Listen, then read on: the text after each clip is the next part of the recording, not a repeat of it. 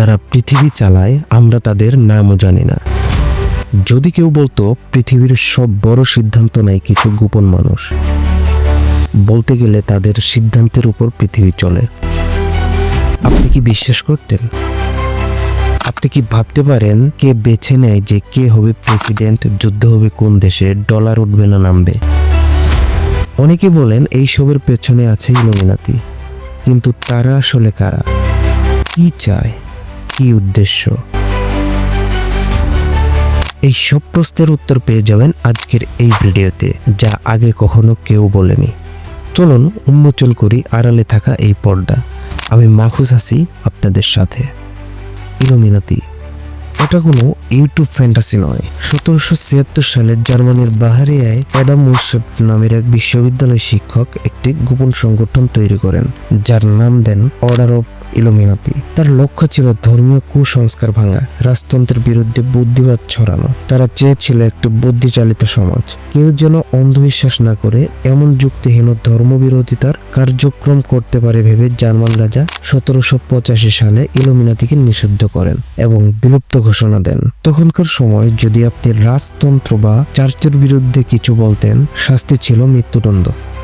তাই ইলুমিনাতি তাদের এই কুভাবনা গোপনে চালাতো। তারা মেশনদের মতো লস তৈরি করেছিল, সংকেত ব্যবহার করত।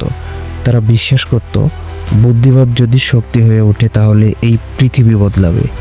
কিন্তু তাদের এই ভাবনাকে শেষ করেছিল জার্মান রাজা।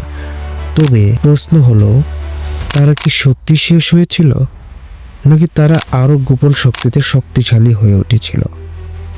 1776 থেকে আজ অব্দি এই সংগঠন হয়ে উঠেছে এক ভয়ঙ্কর শক্তিশালী সংগঠন, যেখানে আপনি আমি তো দূরের। এই সংগঠনগুলোতে এমন এমন ব্যক্তিরা যোগ দেয় যারা বিলিয়ন বিলিয়ন ডলারের মালিক, এবং গোটা পৃথিবী চিনে এমন সব সেলিব্রিটি, গায়ক, নায়ক, নায়িকা থেকে শুরু করে বড় খেলোয়াড় এবং দেশের প্রেসিডেন্ট। তাছাড়া বিশ্বের ধনী পরিবার যেমন রথচাইল্ড, রকফেলার কিংবা বড় বড় রাজনীতিবিদ, ব্যবসার লোকেরা এর সদস্য।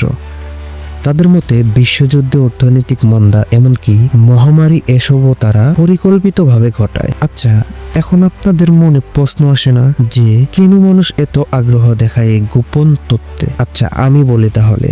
এর কারণ হচ্ছে মানুষ সহজ সমাধান খোঁজে জটিল বিষয়ের। যখন কোনো বড় ঘটনা ঘটে, যেমন প্রেসিডেন্ট খুন, যুদ্ধ বা বড় অর্থনৈতিক ধর, তখন মনে করে এটা পরিকল্পিত।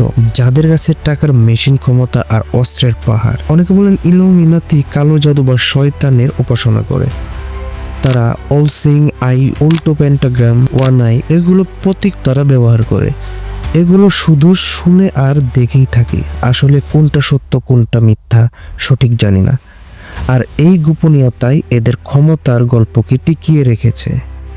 ইলুমিনাতি তত্ত্ব নিজেই অনেক বিপজ্জনক, কারণ প্রায় এটি জাতি বিদ্বেষ ও ভয়কে উস্কে দেয়। সামনে কি হতে যাচ্ছে তা আমরা কিছুই জানি না, সবকিছু আল্লাহই ভালো জানে। তবে তারা এমন কিছু পরিকল্পনা করে রেখেছে যা ভবিষ্যতের খুব ভয়ঙ্কর কিছু হতে যাচ্ছে, যা আমাদের কল্পনারও বাইরে। কিন্তু গল্প এখনো শেষ হয়নি, কারণ বিশ্বাস কখনো নিষিদ্ধ হয় না। আপনাদের মতামত কি কমেন্টে জানান। দ্বিতীয় পার্টি থাকবে ইলুমিনাতির চালানো তাণ্ডব, কি কি ঘটিয়েছে সব বিস্তারিত।